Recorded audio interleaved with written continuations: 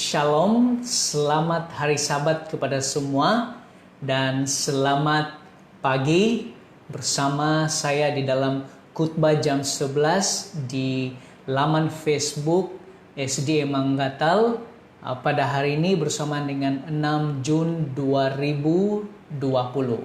Syukur dan puji kepada Tuhan oleh karena kebaikannya dan juga oleh karena penyertaannya kepada kita sepanjang 6 hari yang sudah berlalu.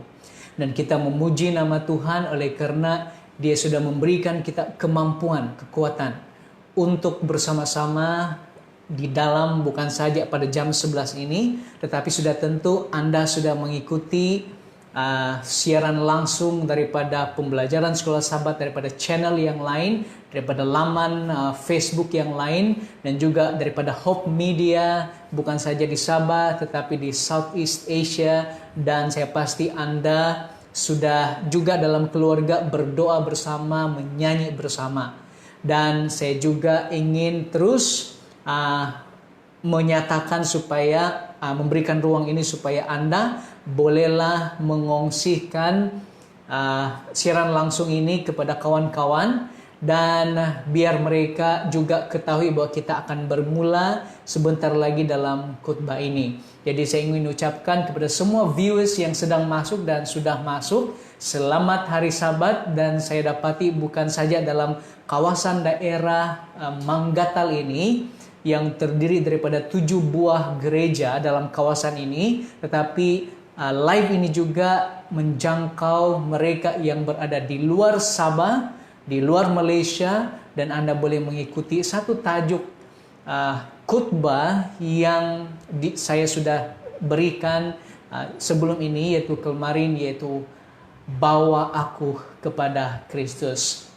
Nah, sementara kita menunggu sahabat-sahabat kita yang lain masuk bersama-sama dengan kita, saya ingin menyatakan bahwa dalam satu minggu yang lalu kita mempunyai terlalu banyak hal yang berlaku.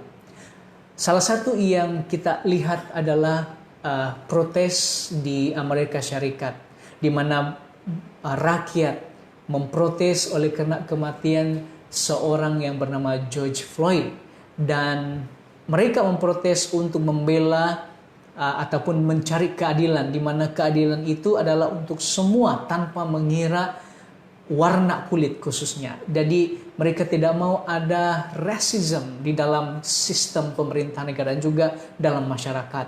Kita melihat bagaimana protes ini berlaku dan bagaimana campur tangan daripada polis dan bagaimana pertempuran di antara mereka ini berlaku, pencurian ataupun mereka mencuri dan memecahkan kedai-kedai yang ada. Dan ini sangat memberitahukan kepada kita bahwa dunia kita perlukan kedamaian. Dan selain daripada ini, kita juga masih lagi di dalam keadaan yang membimbangkan mengenai dengan coronavirus. Ini selalu kita ikuti setiap hari perkembangannya. Selain daripada itu, kita juga melihat bagaimana politik khususnya di Malaysia tidak stabil. Jadi semua ini perlu kita ketepikan buat masa ini. Karena Tuhan mau kita pada hari Sabat ini untuk berehat.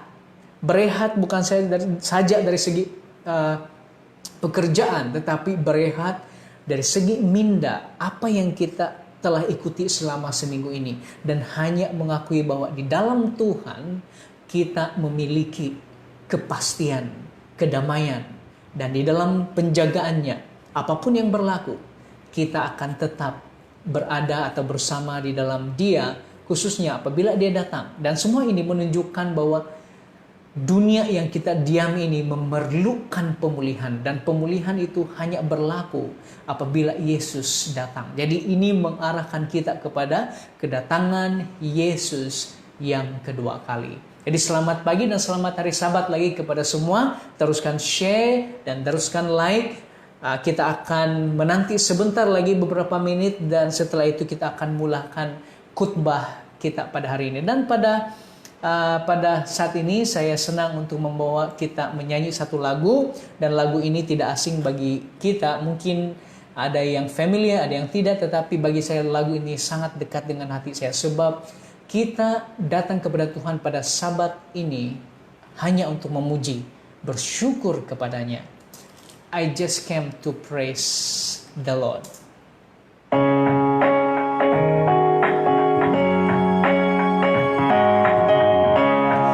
will sing praise to my God as long as I live. I just came to praise the Lord. I just came to praise the Lord. I just came to praise His holy name. I just came to praise the Lord. I just came to thank the Lord. I just came to thank the Lord. I just came to praise His holy name. I just came to thank the Lord. I just came to love the Lord. I just came to love the Lord. I just came to praise His holy name. I just came to love the Lord. I will sing praise to my God as long as I live. Saudara-saudari, kita datang pada hari Sabat ini, kita melihat siaran langsung kebaktian karena kita mengakui bahwa saya mau mencintai, saya mau memuji, saya mau bersyukur kepada Tuhan atas tindakan kebaikannya kepada kita. Jadi pada saat ini kita akan mula dengan khotbah kita, dan khotbah ini bertajuk bawa aku kepada Kristus. Saya pimpin kita di dalam doa. Ya Tuhan di surga, kami memuji Engkau, kami mau mengasihi Engkau, kami mau bersyukur kepada Engkau oleh sebab kebaikan-Mu dalam hidup kami. Terima kasih Tuhan, oleh sebab pada saat ini kami boleh mulakan pembelajaran kami akan firman-Mu. Oleh itu kami pinta Roh Kudus untuk bersama dengan kami, supaya pengertian dan bimbingan dapat diberikan dan hidup kami disegarkan semula. Terima kasih ya Tuhan, oleh sebab Engkau menyertai kami semua. Dalam nama Yesus kami berdoa. Amin. Nah, pada bulan lalu kita ada melihat khotbah tentang ibu. Dan pada hari ini saya ingin utarakan message ini khusus kepada setiap bapak. Dan pada bulan ini sebenarnya kita juga akan mengingati jasa dan juga mengingati peranan seorang ayah. Jadi saya terlebih dahulu dengan mendahului semuanya ingin mengucapkan selamat Hari Bapa kepada semua bapak yang sedang menonton dan sedang mendengar. Bawa aku kepada Kristus. Ini adalah kisah yang menceritakan tentang seorang bapa. Mari kita mulakan. Dia terdapat dalam Markus 5 ayat 21 sampailah ayat yang ke-43.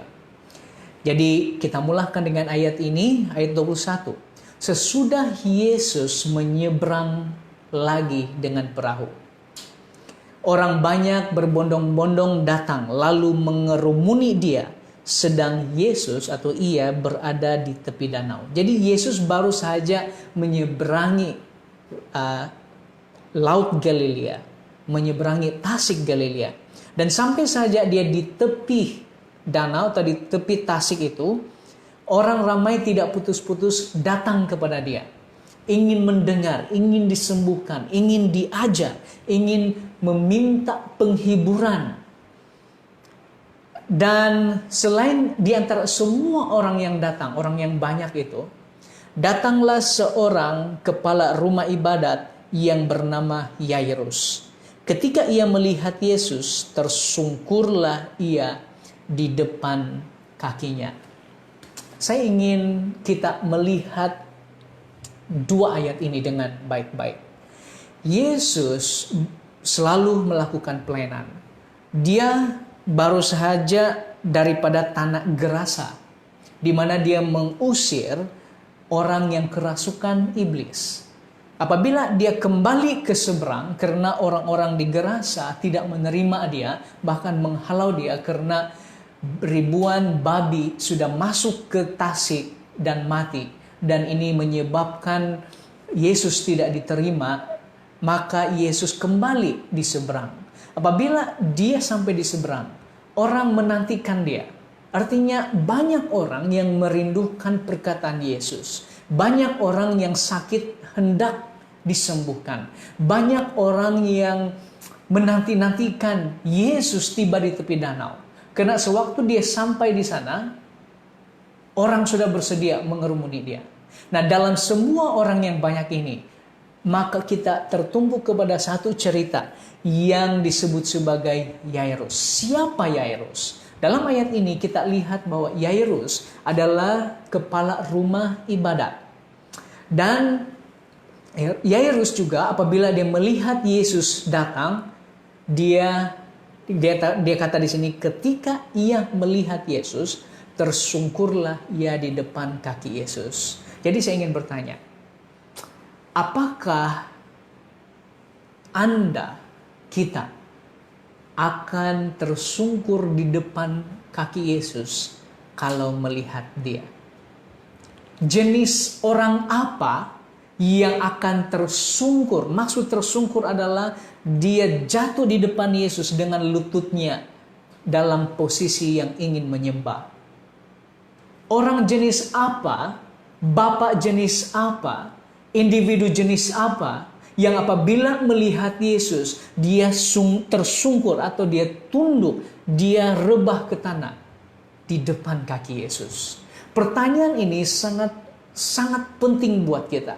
Oleh karena banyak yang melihat Yesus tetapi tidak tersungkur.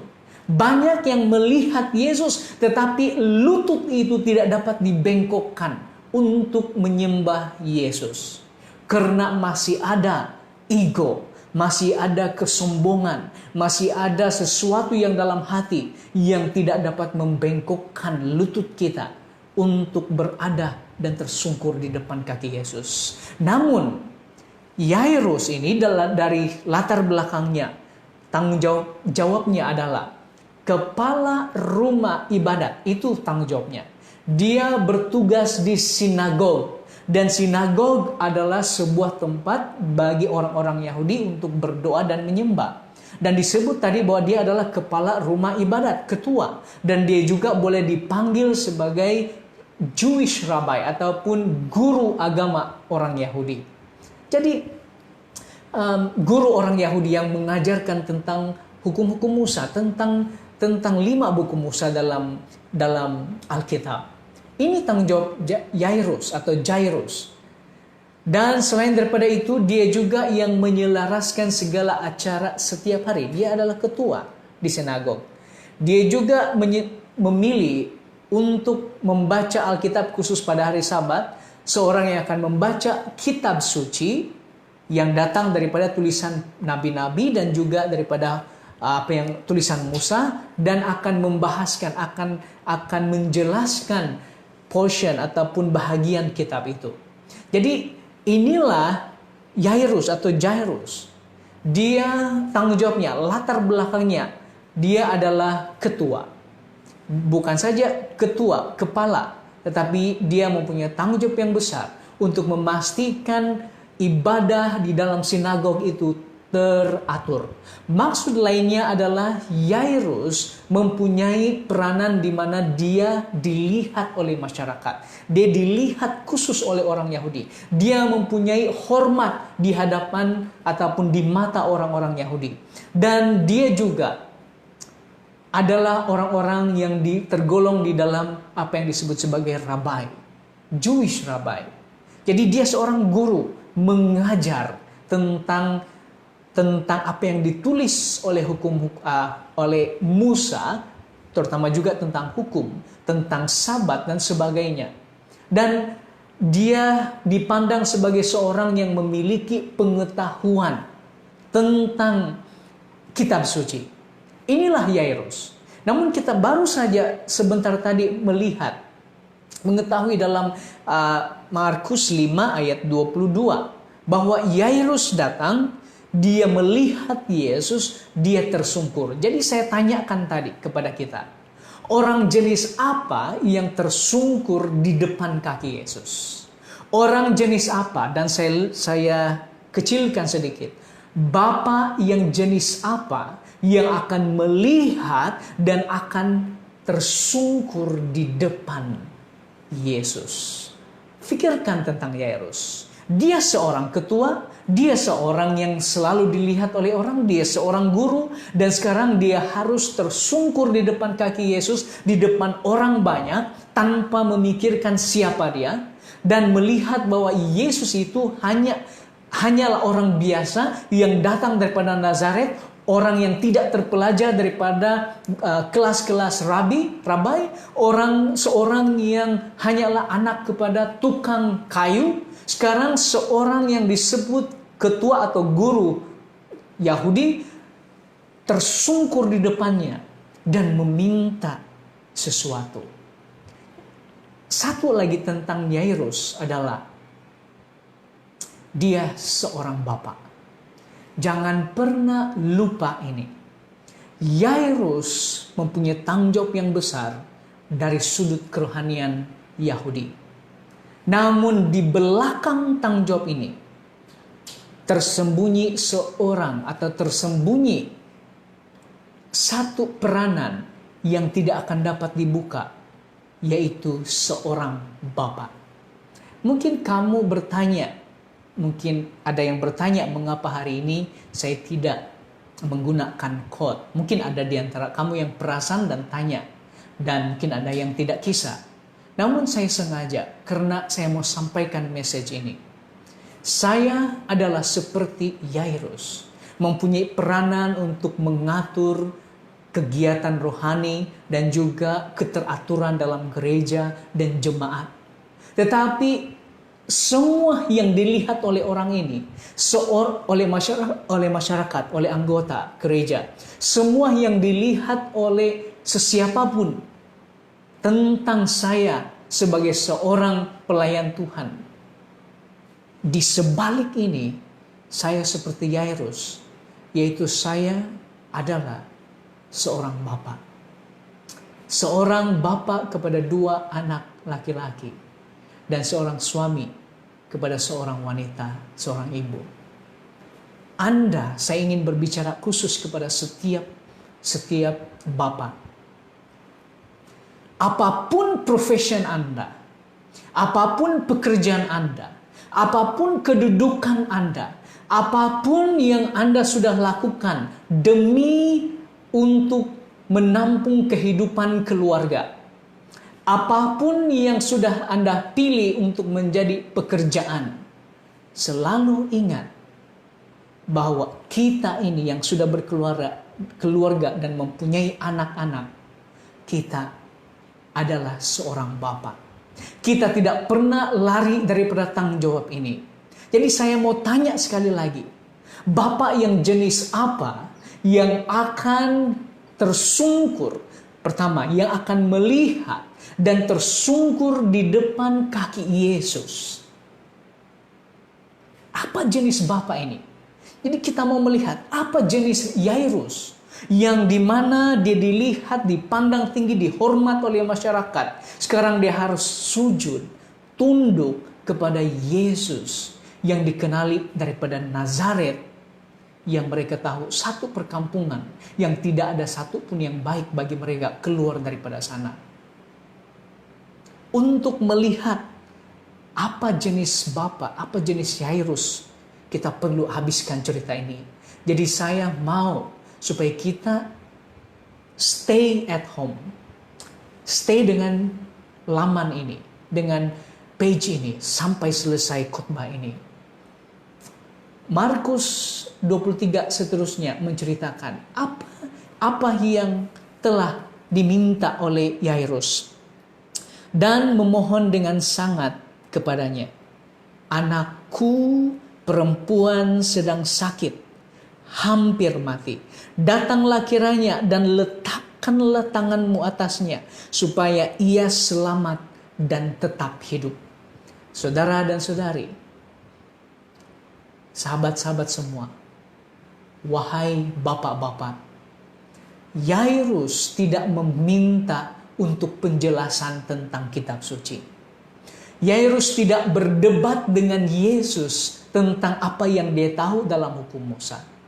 Dia tidak datang kepada Yesus dengan tuduhan bahwa Yesus mengajarkan pengajaran yang salah. Yairus tidak datang kepada Yesus untuk menjadi murid Yesus. Tetapi dia datang dengan satu permohonan.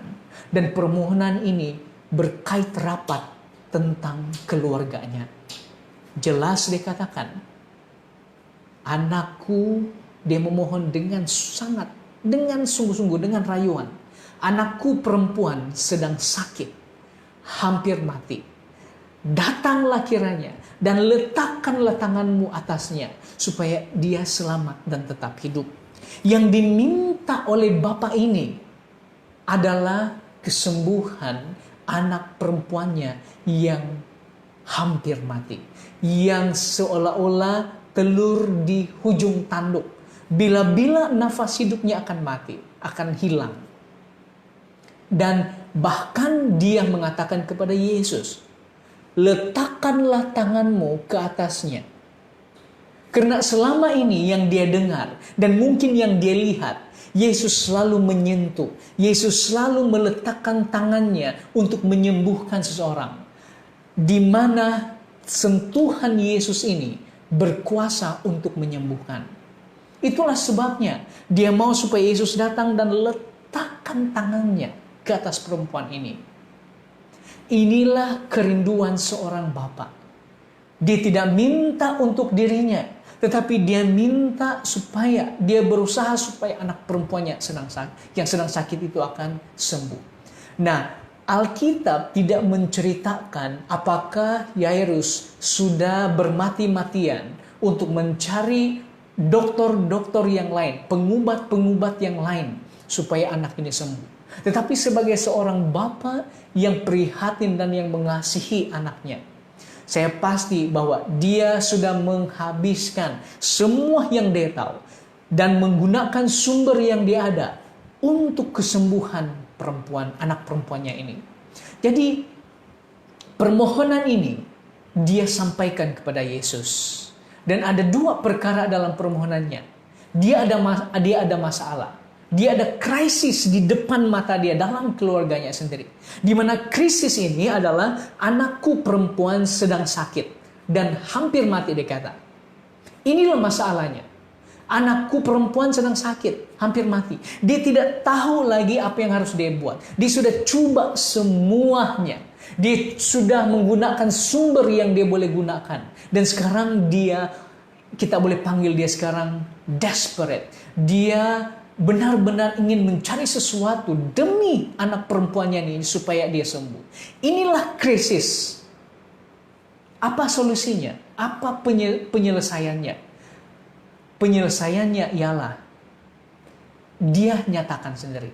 Datanglah kiranya, dia berkata pada Yesus, datanglah kiranya dan letakkanlah tanganmu atasnya supaya ia selamat dan tetap hidup.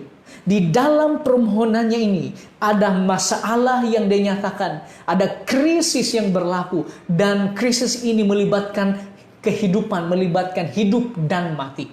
Dan dia juga sudah tahu dan sudah dibuka matanya siapa yang akan menyelesaikan, yaitu Yesus. Bagaimana Anda sebagai seorang bapa, ataupun Anda sebagai seorang ibu, ataupun Anda sebagai ketua keluarga, apabila berlaku krisis, masalah di dalam keluarga Anda, di dalam kehidupan Anda, apa tindakan kamu? Apa tindakan kita? Kepada siapa kita hendak berharap dan bergantung dan meminta nasihat? Dengan siapa kita mengungsikan masalah kita? Dengan siapa kita bergumul dan menangis? Atau kita ambil cara mudah, kita abaikan dan biarkan masalah dan krisis itu berlaku dan berharap bahwa ia akan berlalu dengan sendirinya. Kamu dan saya mempunyai keyakinan bahwa kita masing-masing ada krisis. Krisis dunia yang lebih besar adalah virus. Masalah yang kita hadapi secara global. Tetapi daripada yang besar, masuk kepada keluarga kita. Apakah keluarga Anda mempunyai krisis? Apakah keluarga Anda sedang dilanda masalah? Sama ada itu masalah kesehatan, ataupun masalah hubungan, komunikasi, dan apa saja. Kita ada masalah, kita ada krisis. Namun persoalannya adalah apa yang sudah kita buat dengan krisis itu. Apa sudah tindakan kita terhadap dalam menghadapi krisis itu. Bagi Yairus, bagi bapak ini, dia sudah coba semuanya. Mungkin bagi Anda dan saya, kita menggunakan pengetahuan dan kemampuan kita untuk menyelesaikan masalah ini dengan kekuatan dan kebijaksanaan kita sendiri. Namun seperti Yairus, kita akhirnya meletakkan Yesus sebagai dalam kedudukan yang terakhir dalam menyelesaikan masalah kita. Kita tidak meletakkan Yesus sebagai yang pertama dan terutama di dalam menangani masalah dan krisis kita. Dan mungkin kita seperti Yairus, di mana akhirnya apabila kita sudah menggunakan semua pengetahuan dan semua kemampuan dan semua sumber yang kita ada, semua itu habis dan kita menghadapi jalan buntu, barulah kita sadar bahwa kita sudah terlupa ada Yesus yang boleh menyelesaikan krisis masalah ini untuk kita. Saudara dan saudari, ingin saya nyatakan apa yang Yesus lakukan kepada Yairus. Apabila Yairus menyatakan masalahnya, lalu pergilah Yesus dengan orang itu.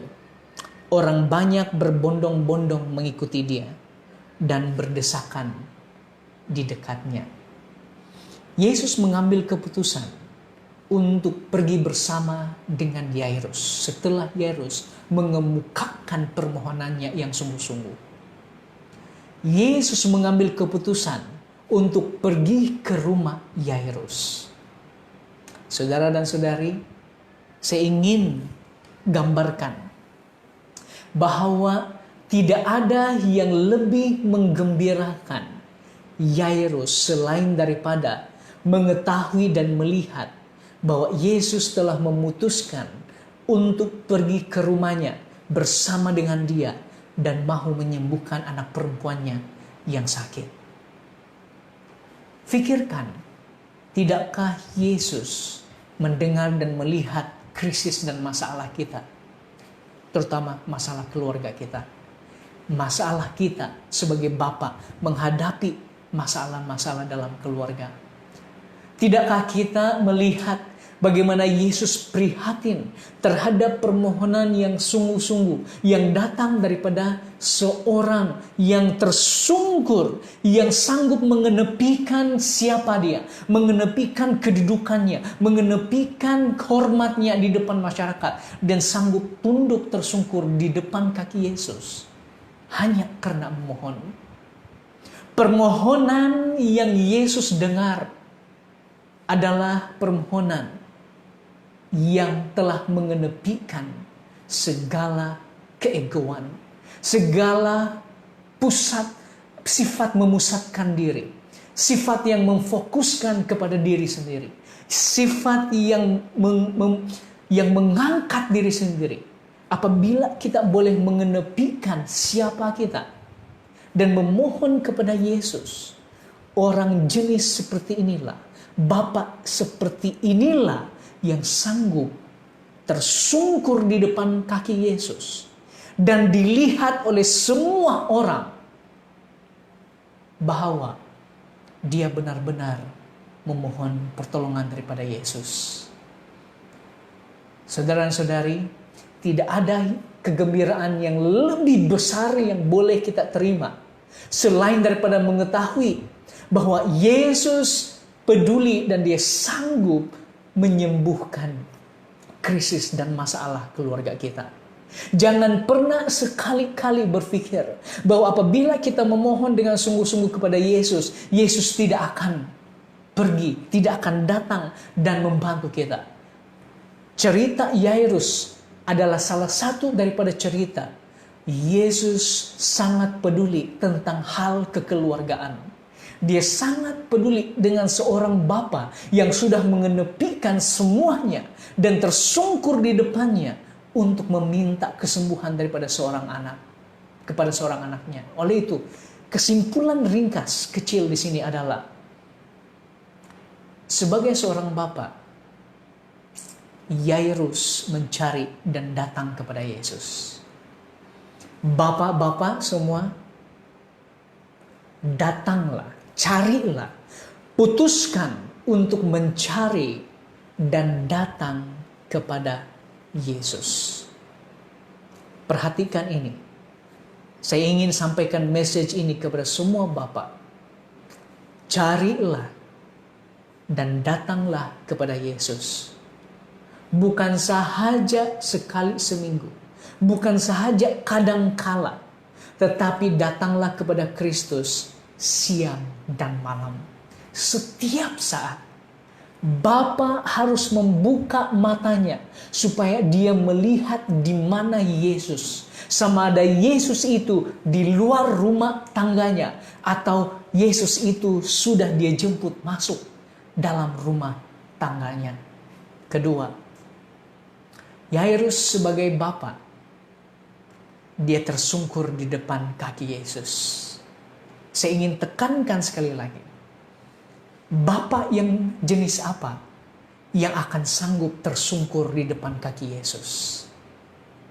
Di belakang profession kita sebagai bapak, di belakang coat yang kita pakai, di sebalik necktie yang menunjukkan siapa kita, di sebalik name tag yang kita pakai pergi ke kerja, di sebalik office meja kita tidak pernah lari daripada peranan, yaitu peranan seorang bapa.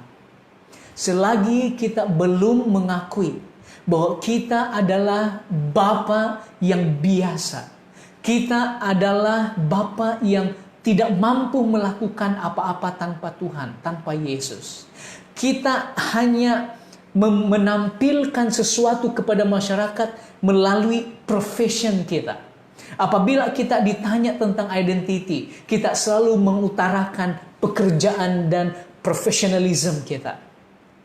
Kita jarang mengakui bahwa saya adalah seorang bapa.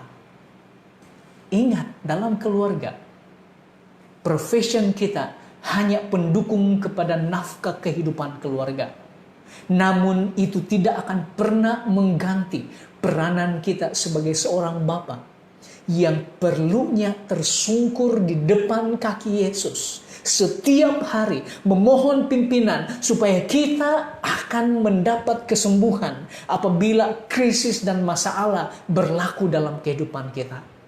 Inilah yang perlu kita pelajari supaya lutut dan kaki kita yang dikeraskan dan disimenkan oleh karena pekerjaan dan juga kepintaran, kebijaksanaan kita harus dibuka, dilembutkan apabila melihat Yesus, supaya kita boleh bertelut dan berdoa dan memohon bagi pihak keluarga kita. Saudara dan saudari, bapak-bapak semua, mari kita tersungkur di depan kaki Yesus sebagai tanda bersandar, total surrender kepada Yesus Kristus. Seterusnya, bapak-bapak, mencarilah Kristus. Carilah Kristus tanpa rasa malu. Meskipun Yairus adalah seorang kepala rumah ibadat, dia tidak malu bila melihat Yesus. Dia tidak datang bertemu dengan Yesus pada malam hari seperti Nikodemus. Nikodemus datang pada malam hari mencari tahu, ingin meminta penjelasan daripada Yesus karena dia takut, dia malu. Tetapi Yairus, kepala rumah ibadat, berbeda. Dia datang kepada Yesus pada siang hari, di tengah-tengah khalayak ramai. Dia seorang bapa yang mencari Yesus tanpa rasa malu. Walaupun banyak orang yang melihat dia dan sudah mengenal dia, dia melupakan semua pengetahuan, kepintaran, popularitinya, identitinya, kedudukannya sekalipun. Hanya karena dia mau bertemu dengan Yesus tanpa rasa malu sedikit pun. Perhatikan, Yairus sendiri yang mencari Kristus. Yairus boleh sahaja hantar hambanya, hantar orang lain, hantar wakil keluarga, dan dia tidak perlu datang ke sana untuk meminta. Tetapi Yairus tidak sedemikian. Dia tidak menghantar istrinya, dia tidak menghantar anaknya yang lain, dia tidak menghantar hamba yang mungkin dia ada, dia tidak menghantar wakil keluarga untuk menjemput Yesus datang ke rumahnya untuk menangani krisis yang dia ada. Tetapi dia dengan kakinya sendiri, dengan hati, pikirannya, dengan matanya mau melihat Yesus dan mau menjemput Yesus sendiri untuk datang ke rumah dan menjamah, meletakkan tangan Yesus ke atas anak perempuannya. Itulah iman yang dia mau tunjukkan, kepercayaan yang dia ada pada Yesus. Bapak-bapak sekalian, kita perlu mempunyai sifat seperti ini. Jangan malu dengan rakan sekerja untuk mencari Yesus. Jangan malu dengan saudara mara yang mungkin akan menertawakan kita karena kita mencari Yesus. Jangan malu untuk berdoa apabila kita perlu berdoa di khalayak ramai. Jangan malu untuk berdoa apabila ada message yang datang dan pada saat itu kita perlu berdoa untuk seseorang. Bapak-bapak, message ini perlu untuk kita dengar. Karena bila kita mencari Yesus tanpa rasa malu, dengan mengenepikan siapa kita dalam dunia ini, dan kita adalah seorang yang telah diselamatkan oleh Yesus, maka apabila Yesus datang ke dunia, dia tidak akan mempermalukan kita. Dia akan mengenal kita sebagai Bapa yang sejati. Saudara dan saudari, seorang bapa datang kepada Yesus bukan dengan kepura-puraan. Dia tidak datang kepada Yesus untuk berpura-pura menjatuhkan Yesus.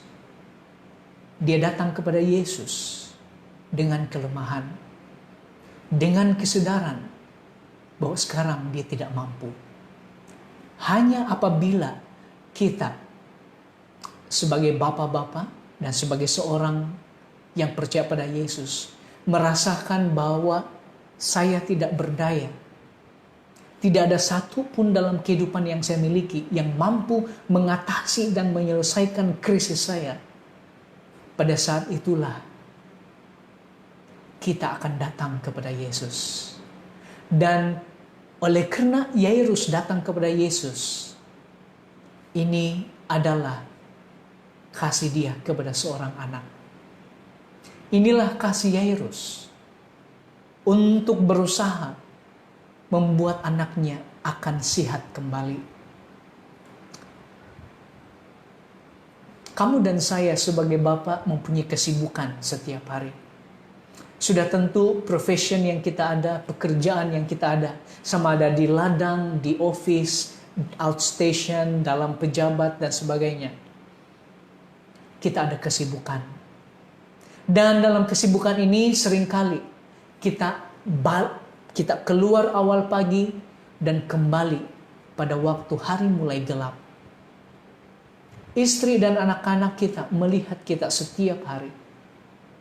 Dan apabila mereka melihat kita setiap hari dengan rutin ini, keluar pagi, kembali waktu malam, Dan ini bukan saja kepada bapak, tetapi banyak istri yang bekerja pada hari ini, keluar pagi dan kembali hampir mulai gelap. Tentu ada satu keperluan yang besar, yaitu keperluan ini agar istri dan anak-anak mempunyai masa yang berkualiti bersama dengan seorang bapak. Mungkin kita terlepas pandang sebagai seorang bapak. Kita sangka dengan mendapat uang yang banyak, dengan mendapat bisnis yang maju, kita mampu memenuhi semua keperluan keluarga secara individu. Ya, dalam satu sudut itu benar. Tetapi itu bukanlah satu gambaran yang jelas bagaimana seorang bapak peranannya dapat memenuhi keluarga. Satu lagi peranan seorang bapak ialah memenuhi keperluan untuk bersama dengan istri, ibu, dan anak-anaknya. Apabila kita mempunyai rutin yang keluar pagi dan kembali malam, selalu ingat keperluan untuk bersama-sama itu semakin membesar. Kalau 5 kali seminggu rutin itu berlaku, mungkin 6 kali, paling banyak 6 kali seminggu kita mempunyai rutin sedemikian. Bayangkan betapa besarnya keperluan istri, ibu, dan juga anak-anak yang merindukan supaya bapak itu akan mempunyai masa walaupun sedikit tetapi berkualiti bersama dengan mereka. Lalu kita terus pikirkan untuk mempunyai masa berkualiti bersama dengan keluarga adalah mungkin mengambil cuti dan pergi melancong, pergi ke tempat-tempat yang menarik, pergi ke hotel dan pergi bermandi-manda dan pergi ke kedai makan. Ya, saya setuju itu adalah satu cara bagaimana kita mempunyai masalah berkualiti. Tetapi itu hanya sekali atau 2 kali mungkin dalam setahun. Jadi saya ingin anjurkan kepada kita, sebagaimana yang Yairus sudah buat. Sesibuk manapun kita sebagai bapak, setiap hari kita sibuk. Kalau kita sebagai bapak mempunyai waktu setiap hari untuk berdoa bersama dengan keluarga.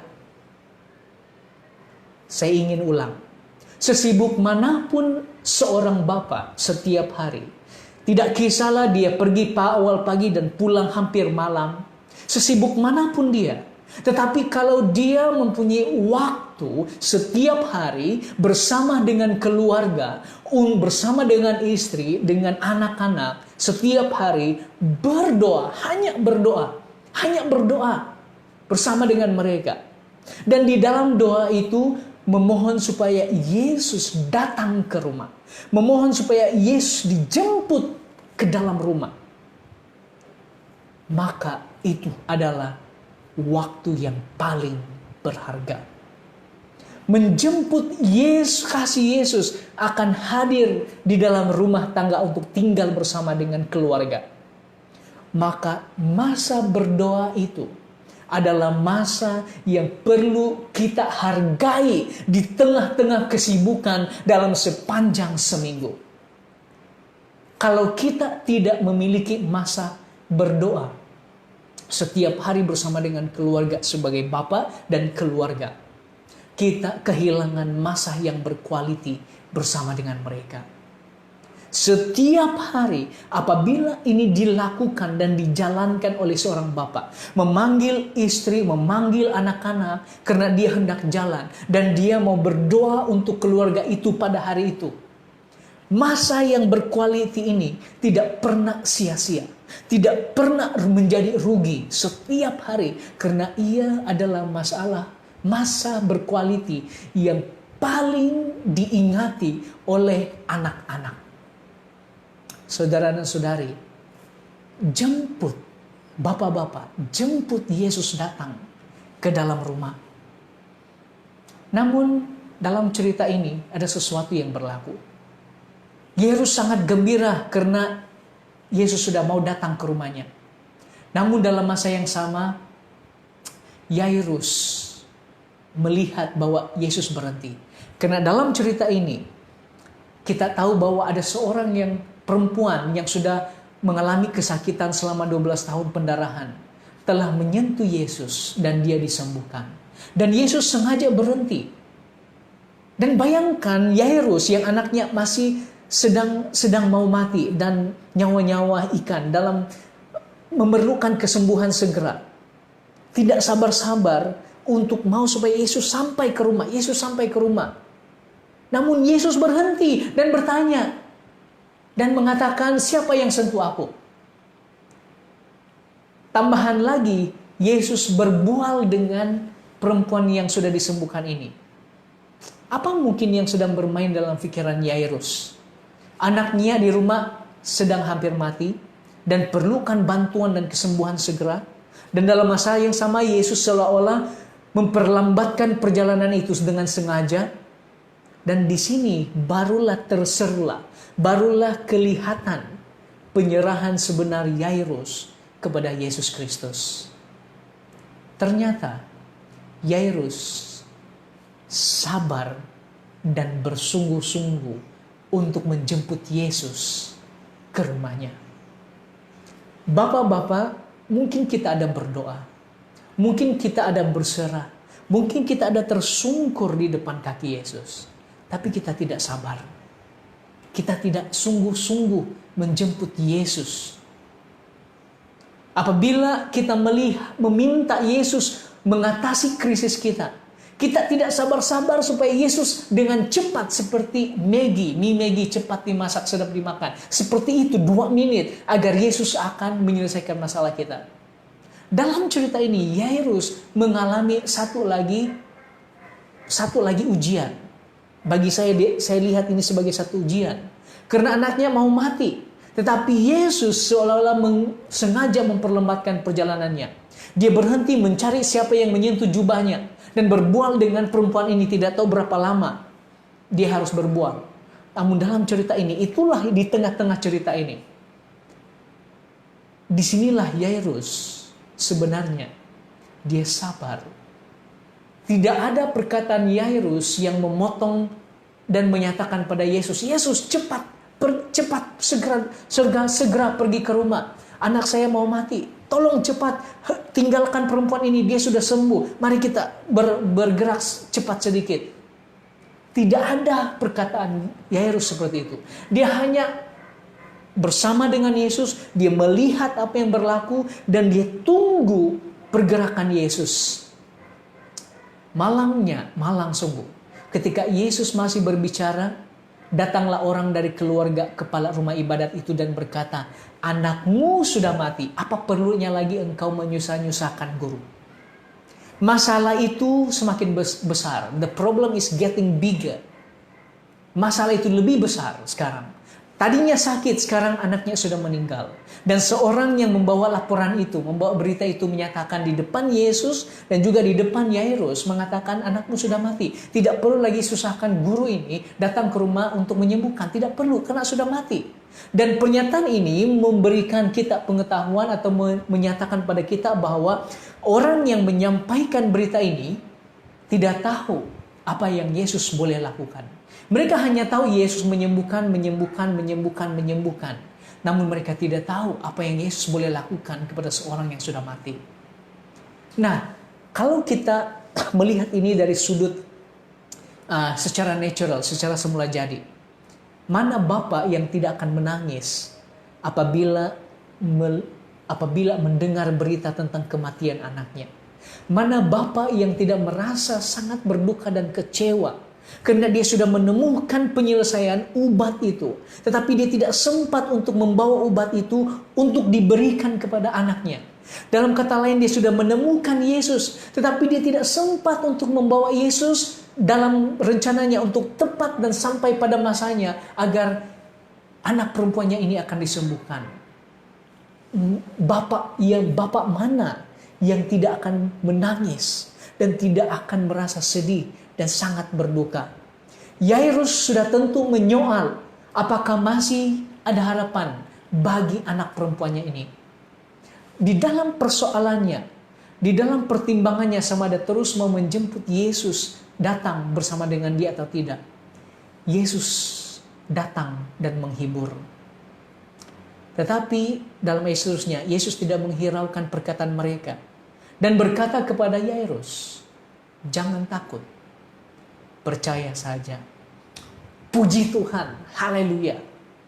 Di dalam kebingungan Yairus, di dalam pikirannya dan persoalannya sama ada dia perlu bawa Yesus lagi atau tidak.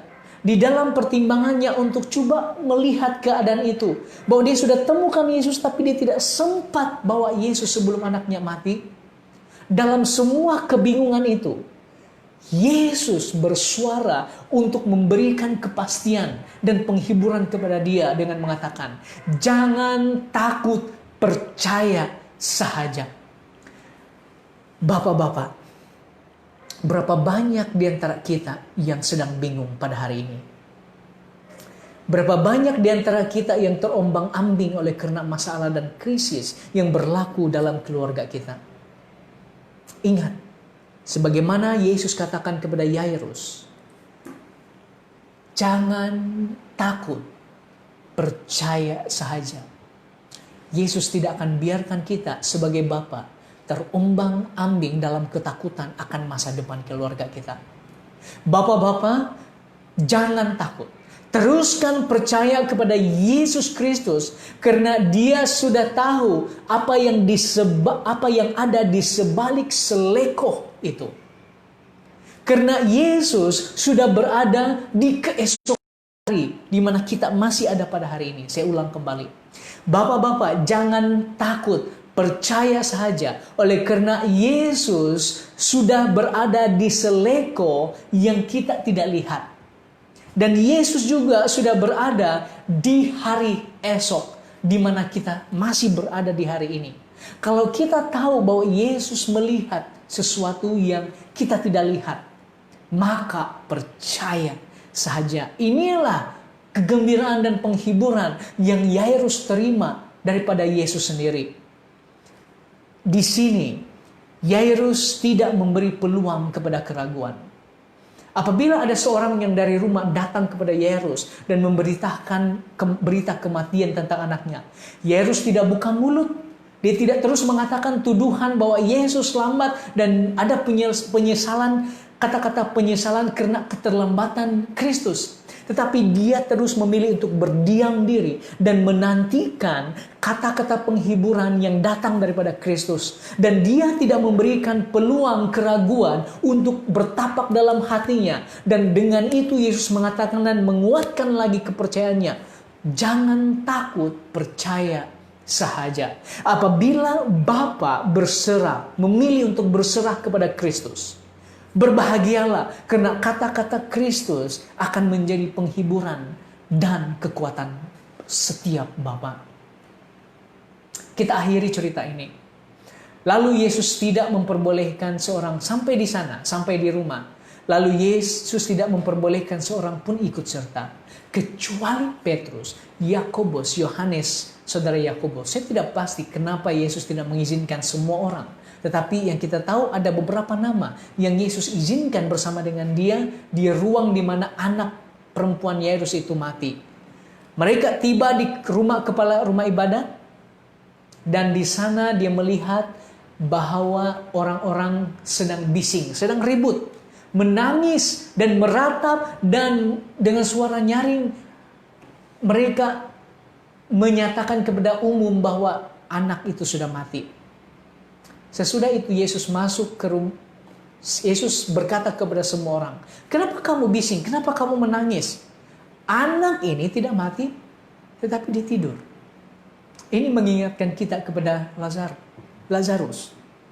Di mana Lazarus juga Yesus katakan dia tertidur. Bagi Yesus, kematian adalah tertidur. Yesus datang ke rumah ibadat ini, ke rumah kepala ibadat atau ke rumah Yairus dengan mengatakan bahwa anak itu tertidur. Maka ada sesuatu yang Yesus akan lakukan. Setelah Yesus katakan dia tertidur, semua orang yang mendengar itu mentertawakan dia. Maka Yesus menghalau mereka keluar daripada rumah itu.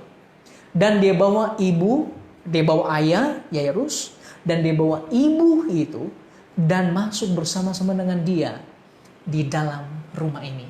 Inilah yang saya sangat-sangat lihat menjadi satu keindahan. Apabila Yesus menyelesaikan masalah Yairus, dia membawa ayah, dia membawa ibu, dan dia membawa mereka berada dalam rumah, dalam bilik ruangan anak, di mana anak itu berada. Siapa yang bawa di sini? Ayah bawa Yesus, ibu bawa Yesus, ataupun Yesus yang bawa ayah dan ibu untuk berada bersama dengan dia? Tahukah kita bahwa kerinduan yang terbesar dalam kehidupan Yesus melihat keluarga adalah supaya ayah, ibu, dan anak berada pada satu ruangan dan akan bersama-sama dengan dia. Dunia ini menertawakan Yesus. Namun mereka yang mengaku, mereka yang akan memandang kita ini, yang mengaku adalah pengikut Kristus, juga akan ditertawakan. Karena kita mengikuti Yesus.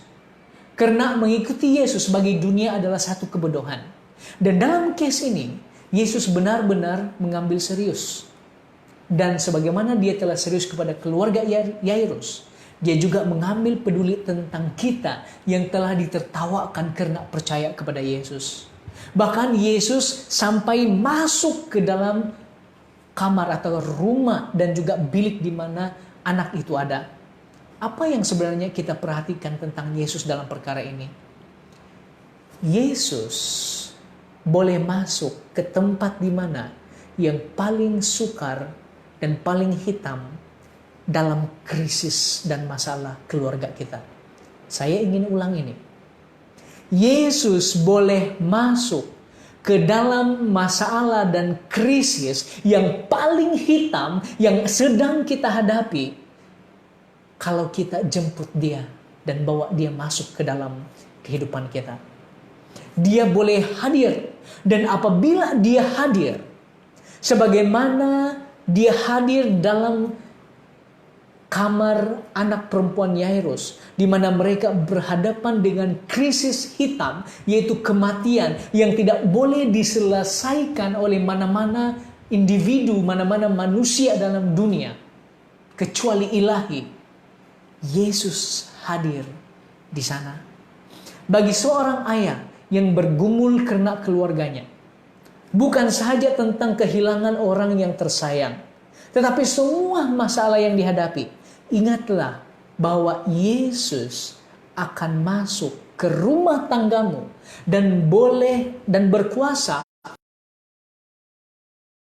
krisis dan masalah yang ada. Cuma bapak-bapak perlu menjemput Yesus datang ke rumah, masuk ke kamar, dan menjemput Yesus untuk menangani masalah dan krisis yang ada dalam rumah tangga kita. Seperti dia telah datang kepada Yairus dan masuk di ruangan hitam, yaitu di mana kematian hadir di depan mata mereka.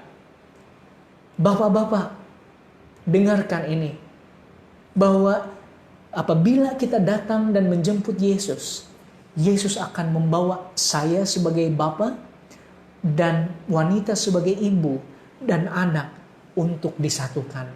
Semakin dekat kita kepada Yesus, Yesus mempunyai kuasa untuk mengubah segala sesuatu. Dan akhir daripada cerita itu, lalu dipegangnya tangan anak itu, dan katanya, talitahkum, yang berarti, hai anak, aku berkata kepadamu, bangunlah. Nah, di sini sangat simpel, sangat ringkas ceritanya. Yesus masuk dan dia datang dan memegang tangan anak yang sudah mati itu, dan dia katakan, talitahkum. Saya ingin bertanya pada kita, bahasa apa ini talitahkum? Ini bukan bahasa Yunani atau bahasa Greek, tetapi ini adalah bahasa Aramaik. Zaman Yesus ada dua bahasa yang selalu digunakan, yaitu Koine Greek ataupun Yunani kuno dan juga Aramaik. Bahasa Aram adalah bahasa seharian yang digunakan oleh Yairus. The beauty of this story adalah ini. Apabila Yesus masuk ke dalam rumah Yairus, dia menggunakan bahasa seharian yang boleh dimengerti oleh ayah, oleh ibu, dan oleh anak itu. Saya ulang. Apabila Yesus masuk ke dalam rumah Yairus, dia menggunakan bahasa yang boleh dimengerti oleh bapa, oleh ibu, dan oleh anak ini. Dan ini adalah bahasa seharian. Yesus menemui orang di mana mereka berada. Yesus berkomunikasi kepada manusia dalam bahasa yang dimengerti oleh manusia. Apabila hari ini, apabila Yesus datang ke dalam rumah kita, karena kita sudah menjemput dia. Apabila seorang bapa berdoa supaya Yesus akan datang ke rumahnya, akan bersama dengan keluarganya, Yesus akan datang dan berbahasa dengan bahasa yang boleh dimengerti oleh keluarga itu. Dan bahasa itu adalah bahasa kasih.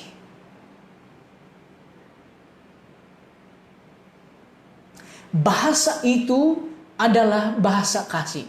Apabila Yesus turun daripada surga dan datang ke dunia ini, Yesus turun dengan bahasa kasih. Dan bahasa kasih itu dipancarkan, dinyatakan ketika dia menyerahkan dirinya di atas kayu salib untuk keselamatan semua manusia. Yesus tidak bawa bahasa daripada surga yang tidak dimengerti oleh manusia. Oleh itu dengan cerita ini, apabila Yesus menyelesaikan masalah krisis dalam rumah kita, dia akan menyelesaikan itu dengan bahasa yang boleh kita mengerti, dengan formula yang boleh kita mengerti, dengan jalan yang dapat kita ikut, dengan kuasa yang boleh kita terima dan kita gunakan supaya kita bertahan dalam keluarga itu. Saudara dan saudari, apabila Yesus bercakap kepada seorang anak yang sudah mati dan dia katakan dalam bahasa yang dimengerti oleh anak ini, yaitu talitakum. Anak ini mengerti dan mengetahui suara Yesus dan dia bangun. Dia bangun. Ketika itu juga anak itu bangkit, berjalan, umurnya 12 tahun, dan semua orang yang hadir takjub. Yairus sebagai seorang bapa menyatakan kepada kita, tidak ada rahasia lain yang membawa kepada kebahagiaan dan juga kesembuhan sempurna selain daripada kehadiran Yesus. Segala pengetahuan yang dia ada, segala sumber yang dia ada, tidak ada satupun yang dapat memberikan kesembuhan dan kebahagiaan yang lengkap dalam keluarganya. Kesusahan dan persoalan, halangan adalah pasti dalam perjalanan rohani kita setiap hari.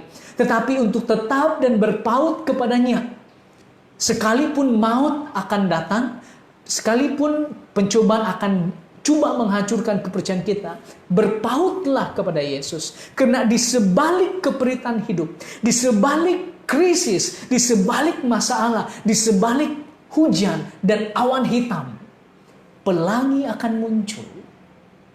Yesus Kristus selalu ada jawabannya.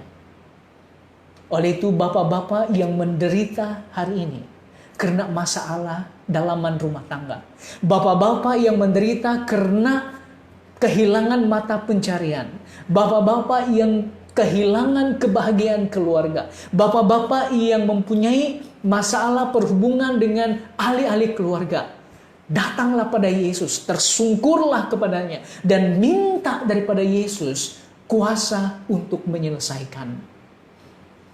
Yesus akan selalu berbahasa dalam bahasa yang kita mengerti. Tentang Yesus, Dia perhati dan pedulikan kehidupan mereka yang mencari Dia. Tentang Yesus, kepada Dialah kita boleh berharap dan percaya kepadanya. Karena Dia katakan dan berikan kepada kita satu kepastian, jangan takut. Tentang Yesus, Dia akan bertindak mengikut masa dan caranya. Bukan dengan masa saya dan cara saya. Bukan dengan masa dan cara Yairus. Tetapi Yesus bertindak dengan kecepatan Dia berjalan, dengan masanya sendiri dan dengan caranya sendiri. Kematian adalah tidur bagi Yesus. Oleh itu Dia boleh bangunkan. Dan Yesus berkuasa membangkitkan orang mati. Dan ini menunjukkan pada kita bahwa Jesus is the creator of life. Yesus adalah pencipta kehidupan. Yesus adalah pemilik kehidupan. Dia berhak memberikan. Dia berhak untuk mengambil kembali. Maka Yesus tidak dapat disangkal bahwa Dia adalah Tuhan. Dia adalah pencipta. Dia boleh memberikan kita kebahagiaan dan juga penghiburan selama-lamanya. Apabila Dia datang, orang-orang yang kita rindui, yaitu mereka yang sudah mati, dapat dibangkitkan. Oleh itu, sebagai kesimpulan, stop being a super dad. Berhenti menjadi seorang super dad. Kenapa? Karena super dad adalah seorang di mana anak itu melihat bahwa bapaknya pergi ke sana sini, ke keluarga yang lain tanpa henti untuk membantu mereka. Tetapi super dad tidak membantu keluarga sendiri. Anak ini melihat bahwa bapaknya sangat baik kepada orang lain, sangat murah hati kepada orang lain, bercakap baik kepada orang lain, dan melayani dengan begitu ramah mesra kepada orang lain. Tetapi di dalam keluarganya, dia bukan super dad. Kenapa saya panggil super dad? Karena Superman, watak Superman yang ditonjolkan adalah superhero. Dia pergi ke sana, ke sini menyelamatkan orang. Tetapi mana keluarganya? Di mana? Ini hanya contoh. Ini hanya bayangan kepada saya sebagai super dad yang melayani banyak orang. Kepada Anda dad, kepada Anda bapak-bapak yang yang bertemu dengan banyak orang. Perhatikan juga keluarga dan anak-anak kita. Anak itu merasa bahwa bapaknya lebih rapat kepada orang lain, kepada anak-anak lain. Anak itu merasa bahwa super dad-nya ini lebih mesra dan lebih baik kepada orang lain, keluarga lain, berbanding daripada keluarganya sendiri. So stop being a super dad. What the children want is, please, be a faithful dad. Tolong, jadilah seorang bapa yang setia. Hanya itu. Jadilah seorang bapa yang setia kepada Tuhan. Karena dengan menjadi seorang bapa yang setia kepada Tuhan, akan menjemput Yesus datang ke dalam keluarga. Jadilah bapa yang selalu mencari dan datang kepada Yesus tanpa rasa malu.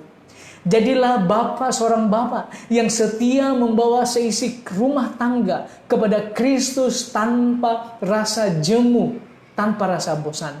Jadilah seorang bapa yang mempersiapkan keluarganya bukan hanya untuk masa depan dalam dunia ini, tetapi untuk kedatangan Yesus yang tidak lama lagi.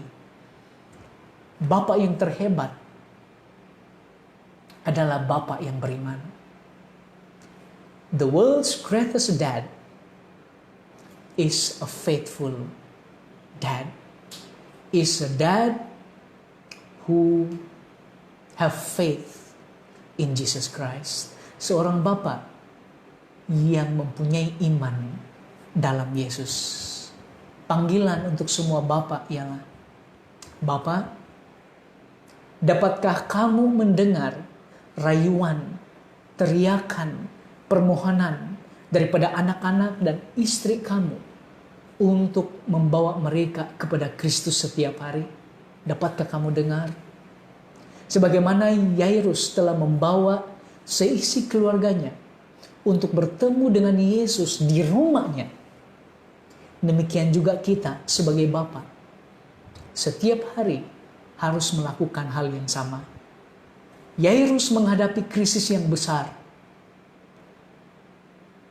namun dia bukakan hidupnya kepada Yesus. Saya mempunyai keyakinan bahwa kekuatan krisis yang ada dalam hidup kita tidak melebihi daripada kekuatan yang ada pada diri kita yang Tuhan beri. Oleh itu, apapun krisis masalah yang ada dalam keluarga kita pada sekarang ini, samada itu karena virus, samada itu kehilangan mata pencarian, kehilangan pekerjaan, atau apa saja, seharusnya menjadi satu, semua ini menjadi satu teriakan kepada kita sebagai Bapa, bahwa kita sangat perlu membawa seisi keluarga kepada Yesus. Saudara-saudari, Tuhan memberkati. Bapak-bapak, bawalah keluarga kita kepada Yesus. Mari kita berdoa. Bapa kami yang berada dalam surga, betapa kami sadar sebagai Bapa mempunyai banyak kelemahan. Namun dalam kelemahan inilah kami mau mencari Yesus, karena Yesus pedulikan keluarga kami. Bapa, jadikanlah kami sebagai Bapa yang terutama mencari Yesus dan menjemput Yesus dalam rumah tangga kami. Dan kami mau mendengar seruan daripada anak-anak dan istri yang mahukan seorang Bapa yang beriman dan mahukan membawa mereka kepada Yesus setiap hari. Inilah permohonan kami. Dalam nama Yesus kami berdoa. Amin. Tuhan memberkati semua. Dan pada petang nanti kita akan melihat satu tajuk pada jam 4, yaitu 7 perkara asas dalam perkawinan jaya. Itu saya ucapkan selamat hari Sabat, selamat tengah hari. Nyanyikan satu lagu, dan lagu ini dapat diselesaikan sampai selesai. Selesainya apa dia? Yang bertajuk Was When. Love Was When. Mungkin Anda pernah dengar lagu ini, dan saya akan coba nyanyikan. Love was when God became a man.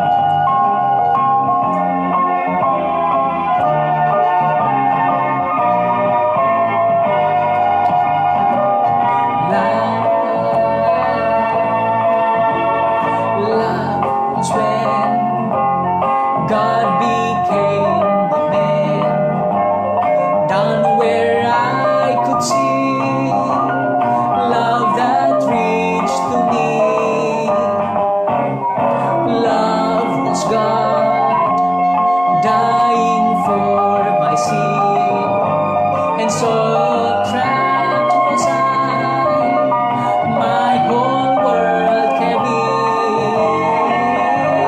Love was when Jesus was to walk with me. Lovingly He brought a new love that's free.